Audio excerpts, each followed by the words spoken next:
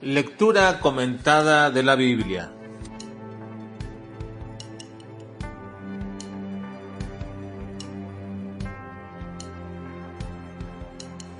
Juan capítulo 1 al capítulo 3.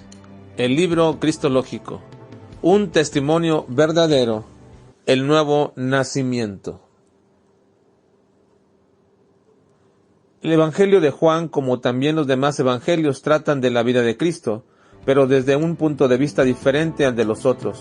Mientras Mateo trata de exponer a Cristo como el Rey y el Mesías prometido, y Marcos lo presenta como el siervo de Dios que vino para servir y dar su vida por otros, y Lucas lo presenta en su faceta de verdadero hombre, a estos tres evangelios se les llama sinópticos, es decir, que se deben leer juntos, pero Juan es un libro aparte. Juan nos presenta a Cristo como el verdadero Dios. Así que podemos decir que el Evangelio de Juan nos habla de la deidad de Cristo, siendo entonces uno de los evangelios y tratados del Nuevo Testamento más teológicos y, por decirlo así, más cristológicos que cualquier otro libro del Nuevo Testamento. Así que la mayoría de los acontecimientos y declaraciones tendrán este propósito: demostrar que Jesús es el Dios encarnado. Como comienza precisamente el versículo 1 diciendo: en el principio era el Verbo, y el Verbo era con Dios, y el Verbo era Dios. Y así también, al estar terminando Juan su evangelio, escribe: hizo además Jesús muchas otras señales en presencia de sus discípulos, las cuales no están escritas en este libro, pero éstas se han escrito para que creáis que Jesús es el Cristo, el Hijo de Dios, y para que creyendo tengáis vida en su nombre. Así que nuestro comentario de todo el Evangelio de Juan va a girar alrededor de esta parte de demostración de su naturaleza, la naturaleza divina. Juan llama a Cristo el Verbo, la palabra, el pensamiento y las acciones de Dios mismo.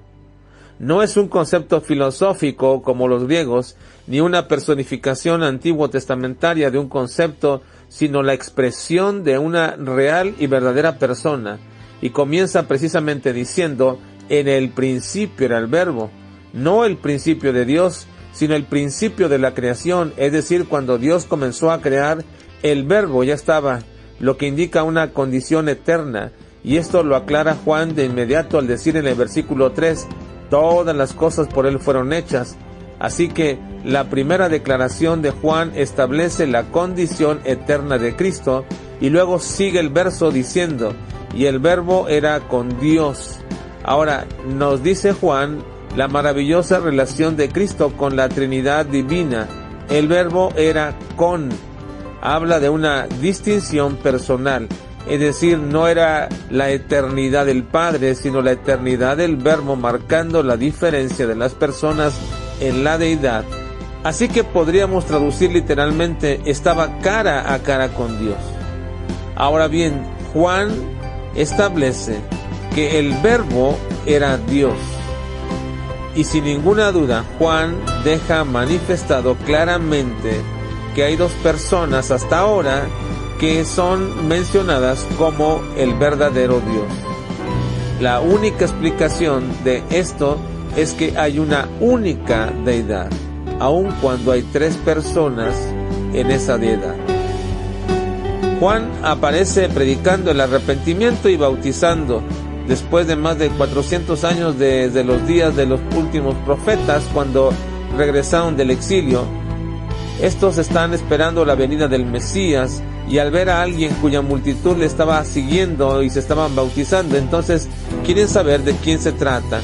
Juan cita a Isaías en Isaías 41 al 5 diciendo: consolaos, consolaos, pueblo mío, dice vuestro Dios, hablad al corazón de Jerusalén, decidle a voces que su tiempo es ya cumplido, que su pecado es perdonado, que doble ha recibido de la mano de Jehová por todos sus pecados. Voz que clama en el desierto: preparad camino a Jehová, enderezad calzada en la soledad de nuestro Dios. Todo valle sea alzado, y bájese todo monte y collado, y lo torcido se enderece, y lo áspero se allane, y se manifestará la gloria de Jehová, y toda carne juntamente la verá, porque la boca de Jehová ha hablado. Una entrevista trascendente también nos menciona Juan. Juan dice que había un hombre de los fariseos. Los fariseos se separaban de todos, principalmente de los que no eran judíos, y seguían escrupulosamente tanto las leyes del Antiguo Testamento como las tradiciones orales que les habían llegado a través de los siglos. A una persona tan religiosa como lo era precisamente Nicodemo, a esta persona tan intachable, Cristo le dice: de cierto te digo, que el que no naciere de nuevo no puede ver el reino de Dios. Y esta es la respuesta más importante que todo hombre debería escuchar.